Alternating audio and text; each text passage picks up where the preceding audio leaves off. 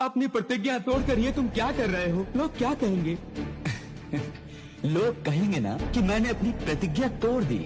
कल का इतिहास मुझे दोष देगा ना कि मैं कहता कुछ हूँ और करता कुछ। ठीक है, मेरा नाम बदनाम होगा ना तो हो जाने दो, परंतु मैं अधर्म को धर्म पर विजय प्राप्त नहीं करने दूंगा। मैंने मानव रूप में अवतार इसलिए लिया है कि अधर्मियों को जीतने का अवसर ना दूं।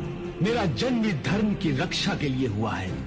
हे पार्थ, जब धर्म की रक्षा के लिए शेष कोई नहीं बचता, आशा की अंतिम किरण भी अधर्म के अंधकार में डूबने लगती है, जब मेरा अर्जुन भी कायर हो जाता है, तब मैं स्वयं आता हूँ धर्म की सुरक्षा के लिए। इस समय भी मैंने अधर्म के अंधकार को, आशा की अंतिम किरण को निगलते हुए देखा है।